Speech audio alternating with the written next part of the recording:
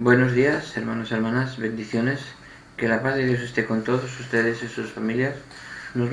Vamos a ver las lecturas que corresponden hoy con la tercera semana del tiempo de Pascua.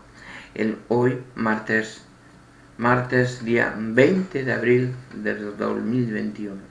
Vamos allá. Lectura de los Hechos de los Apóstoles. Capítulo 7, versículos 51, 8, 1a. En aquellos días dijo Esteban al pueblo y a los ancianos y escribas: duros de cerviz, incircuncisos de corazón y de oídos, vosotros siempre resistís al Espíritu Santo, lo mismo que vuestros padres. ¿Hubo un profeta que vuestros padres no persiguieran? Ellos mataron a los que anunciaban la venida del justo, y ahora vosotros lo habéis traicionado y asesinado. Recibisteis la ley por mediación de ángeles y no la habéis observado. Oyendo sus palabras se recomían en sus corazones y rechinaban los dientes de rabia. Esteban, lleno del Espíritu Santo, fijando la mirada en el cielo, vio la gloria de Dios y a Jesús de pie a la derecha de Dios y dijo: veo los cielos abiertos y al Hijo del Hombre de pie a la derecha de Dios. Dando un grito estentórea se taparon los oídos y como un solo hombre se abalanzaron sobre él. Lo empujaron fuera de la ciudad y se pusieron a apedrearlo.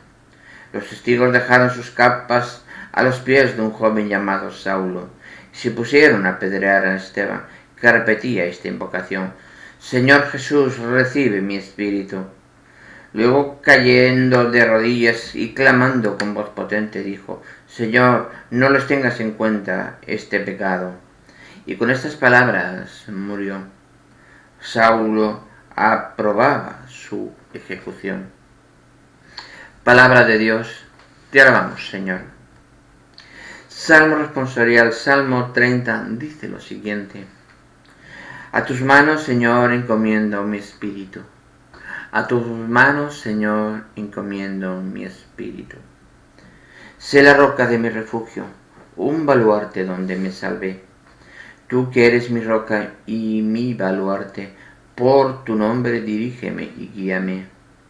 A tus manos encomiendo mi espíritu. Tú, el Dios leal, me librarás.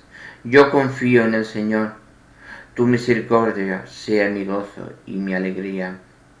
A tus manos, Señor, encomiendo mi espíritu.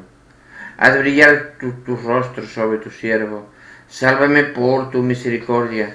En el asilo de tu presencia los escondes de las conjuras humanas.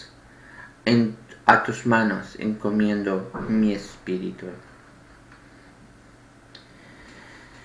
Lectura del Santo Evangelio según San Juan. Gloria a ti, Señor. Capítulo 6, versículos del 30 al 35. En aquel tiempo, el gentío dijo a Jesús: ¿y qué signo haces tú para que veamos y creamos en ti? ¿Cuál es tu obra? Nuestros padres comieron el maná en el desierto, como está escrito: pan del cielo les dio a comer.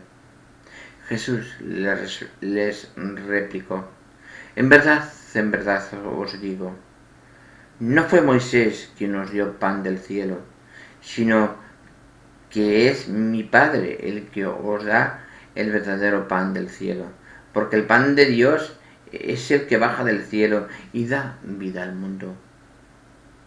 Entonces le dijeron: Señor, danos siempre este pan.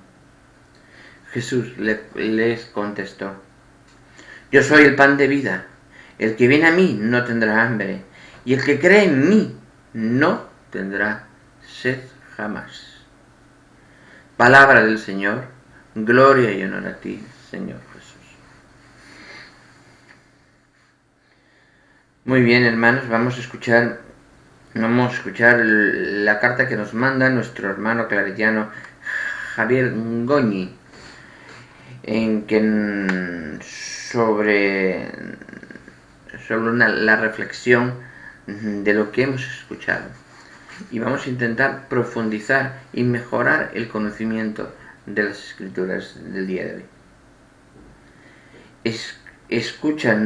Escuchamos hoy, por un lado, el relato del primer martirio por la fe de Jesucristo, el de Esteban, y en el Evangelio el inicio del discurso del pan de vida.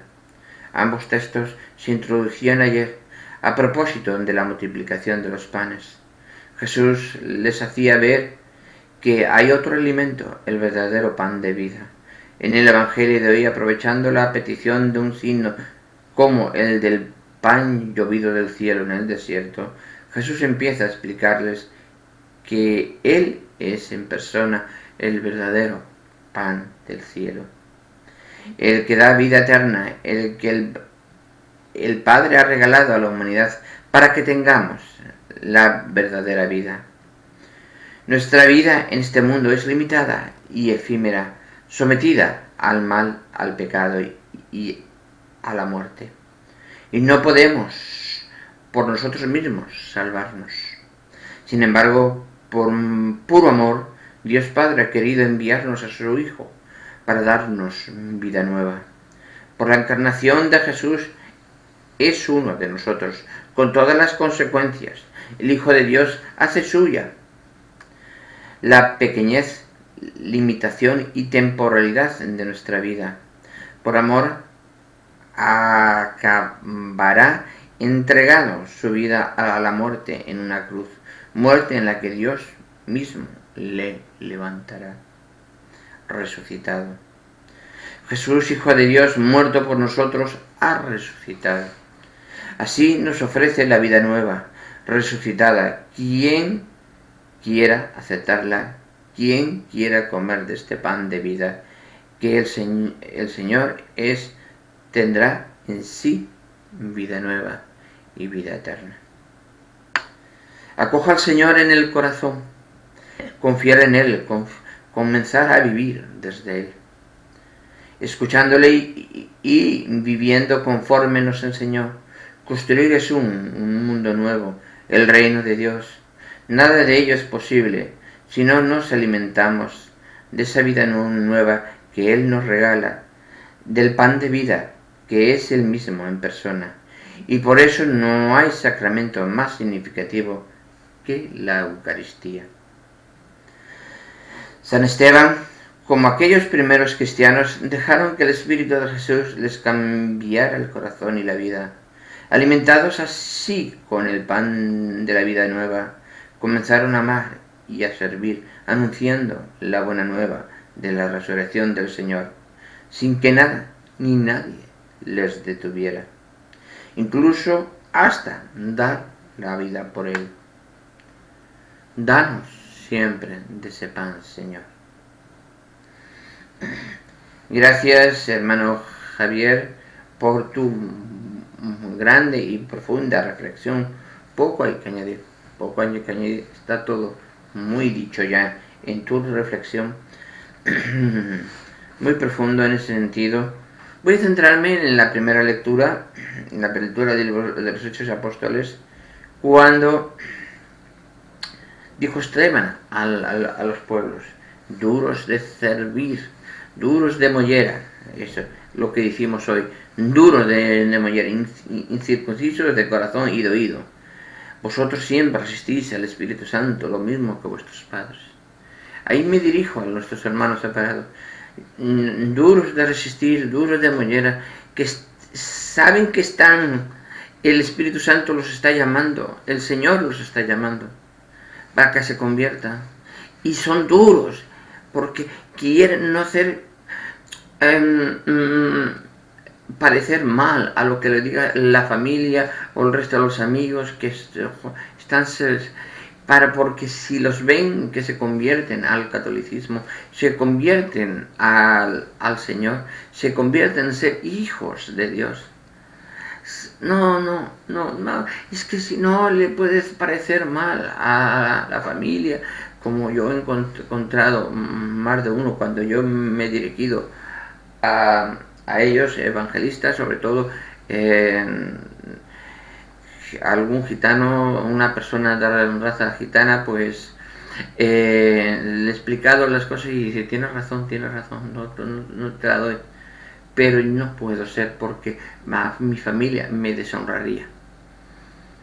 Pero si te estás deshonrando a Dios, no lo das entendido o no lo quieres ver, porque es porque Dios te da el Espíritu Santo a través del bautismo, es una marca, te unge el aceite, el sacerdote en el pecho, ungido con óleo sagrado, te unge en la frente, te unge en la coronilla y después recibes el agua y después termina la unción con el siguiente aceite y quedas ungido no solo con agua, sino con el fuego del Espíritu. Te haces hijo de Dios. Te revisten con capa blanca, con vestidura blanca de luz. Y te entrega el sacerdote al padrino, una vela con luz del cirio pascual, sacado de esa luz, el cirio pascual consagrado y bendecido, sacado esa luz del Señor y te la entrega en la mano en el acto, diciendo, he aquí la luz de Dios, he aquí la luz de Dios. Es importante, comprendáis eso, es importante. Dice, duros de ceñir, incircuncisos, hubo un profeta que vuestros padres no persiguieran. Les pregunta Esteban. Mataron todos los profetas, los aniquilaron, hasta mataron al Hijo de Dios. Y cuando en esa parábola que le preguntan a nuestro Señor, cuando Señor, y si vienen el dueño de la viña, manda a sus criados y a los encargados de la viña para recoger los frutos y los matan, y después el dueño de la viña manda a su propio hijo y matan a su propio hijo, Señor, ¿qué puede hacer el dueño de la viña? ¿Y qué dicen? ¿Qué puede hacer el dueño de la viña? Y dicen los demás que estaban alrededor, pues tendrá que dejar que el dueño de la viña encargue a otros distintos en llevar su viña para que ese fruto sea garantizado. Efectivamente, eso es lo que con el nombramiento, la creación de la iglesia y puestas en el pilar, en los cimientos de la roca de Pedro, como primer papa, ahí es cuando traspasas todo el amor de Dios a otras personas que pueden llevar llevar el cultivo y la preparación y dar el fruto esperado en la viña del Señor. Seamos siempre conscientes en eso, siempre. Dice, ellos mataron a los que anunciaban la venida del justo, y ahora vosotros los habéis traicionado y asesinado. Recibisteis la ley por mediación de ángeles y no la habéis observado. Porque la ley, muchos dicen, es que la ley hay que cumplirla. Pero no es más importante cumplir la justicia que la ley. Yo puedo tener, la ley me dice que tengo que hacer esto, pero la justicia me dice que lo que está marcando la ley va en contra de lo que es en verdad el amor de Dios. ¿Cuál es el amor de Dios? ¿Qué más amor da Dios al hombre que dar la vida de su Hijo por la salvación de la humanidad? Y la misericordia, esa santa y divina misericordia, es esa santa y divina misericordia que abarca a todos los hombres, a todos. No hay color, no hay raza, no hay nada, todos somos iguales. Y todos el que se convierta a la iglesia del Señor, todos los que entren en la iglesia del Señor, el Señor le recibirá por su divina misericordia. Serán bautizados por su divina misericordia, serán convertidos por su divina misericordia, serán hechos hijos de Dios por su divina misericordia y por el Espíritu Santo. Así es como tiene que ser.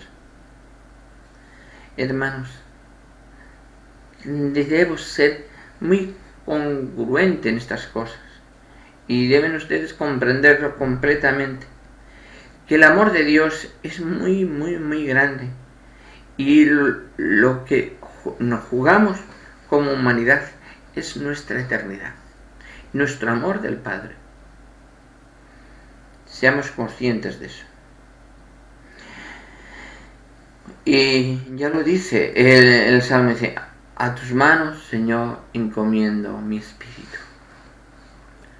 Yo me dejo caer en el Señor, cojo mi cruz y sigo al Señor. Así debe ser todo cristiano, seguir al Señor. Bueno, hermanos, hermanas, vamos a dar lectura ahora del capítulo que corresponde, que vamos leyendo en la Biblia, el capítulo 16 del primer libro de los Reyes. Vamos allá. El Señor dirigió a Jehú, hijo de Hananí, estas palabras contra Basá: yo te había saltado del polvo y te había constituido jefe de mi pueblo Israel, pero tú has seguido los caminos de Jeroboam y has hecho pecar a mi pueblo Israel, irritándome con sus pecados. Por eso exterminaré a Basá y a su posteridad, y haré de tu casa lo que hice de la casa de Jeroboam, hijo de Nabat. Al que de Basá muera en la ciudad, lo comerán los perros, y al que muera en el campo, lo comerán las aves del cielo. El resto de la victoria de Basá, sus proezas y todo lo que hizo está escrito en el libro de los anales de los reyes de Israel. Basá murió y fue sepultado con sus padres en Tirsa. Le sucedió en el trono su hijo Ela. El Señor, por medio del profeta Jehú, hijo de Hananí, dirigió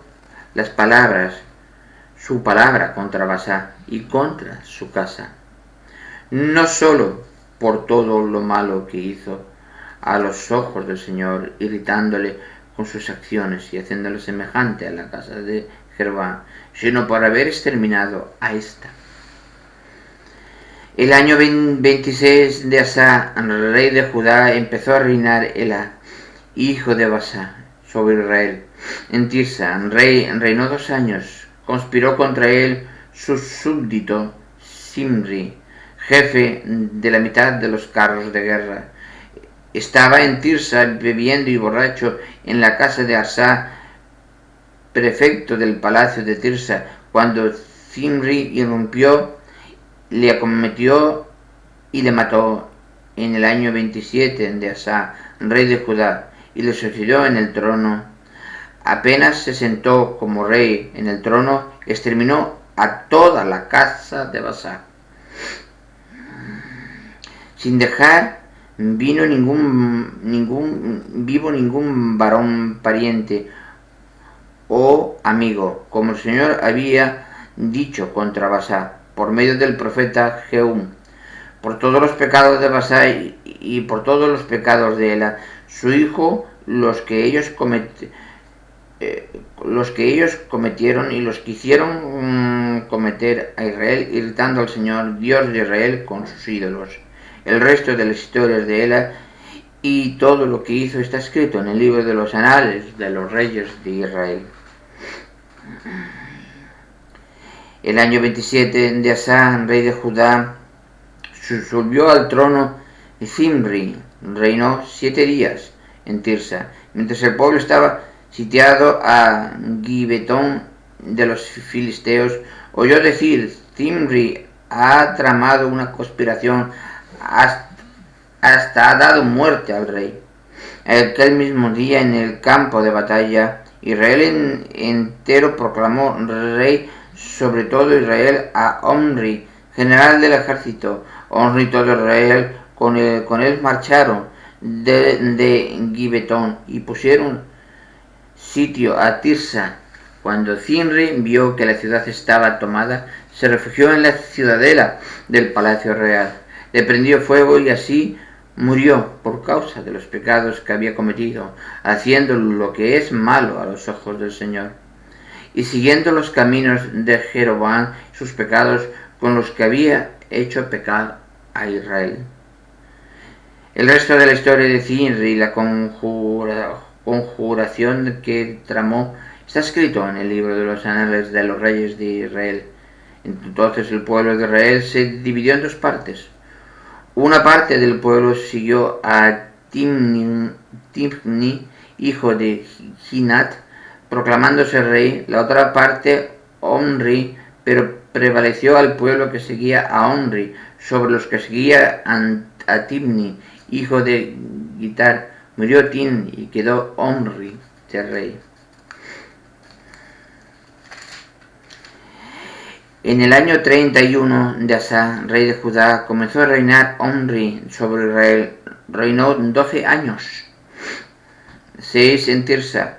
Compró el monte de Samaria a Semer por unos 70 kilos de plata y lo fortificó construyendo en él una ciudad a la que llamó Samaria, en razón del nombre de Semer, amo del monte. Omri hizo lo que es malo a los ojos del Señor, aún obró peor que sus predecesores, imitó en todo a Jeroboam, hijo de Nabat, y por los pecados que hizo cometer a Israel, irritando al Señor, Dios de Israel, con sus ídolos. El resto de la historia de Omri, sus proezas y todo lo que hizo está escrito en el libro de los anales de los reyes de Israel. Omri murió y fue sepultado con sus padres en Samaria. Le sucedió en el trono su hijo Ahab. Ahab, hijo de Omri, empezó a reinar sobre Israel el año 38 de Asa, rey de Judá, y reinó sobre Israel en Samaria 22 años. Ahab, hizo lo que es malo a los ojos del Señor, más que todos sus predecesores, y no bastándole sin imitar los pecados de Jeroboam, hijo de Nabat, tomó por esposa a Jezabel, hija de Etbal, rey de los Sidonios, y sirvió y adoró a Baal. Levantó un altar a Baal en el templo de Baal que edificó en Samaria. Hizo también una estela y de este modo Ahab siguió irritando al Señor, Dios de Israel, más que todos los reyes de Israel que le habían precedido. En su tiempo, Giel de Betel reedificó Jericó, pero a costa de su primogénito Abirán echó los cimientos y de Segú, su hijo menor, asentó las puertas, como había dicho el Señor por medio de Josué, hijo de Nun. Palabra de Dios, te alabamos, Señor. ¿Qué podemos entender de este capítulo 16 del primer libro de los Reyes? Pues que el que está fuera del camino de Dios se encuentra con la furia de Dios. Si te apartas del camino de Dios, te encuentras con la furia de Dios. Duras poco, duras un suspirar, porque no haces lo que el Señor te ha ordenado. Estamos hablando de los gobernantes. Vayamos al mundo actual. ¿Eso se da solamente en Jerusalén? No. La situación esa la traslademos a todos los gobernantes del mundo. ¿Cuál es la misión del gobernante?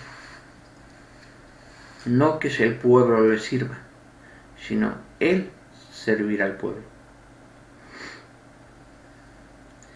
Si el gobernante ve que el pueblo está sufriendo, que el pueblo tiene sus necesidades, que el pueblo no conjura con muchas cosas,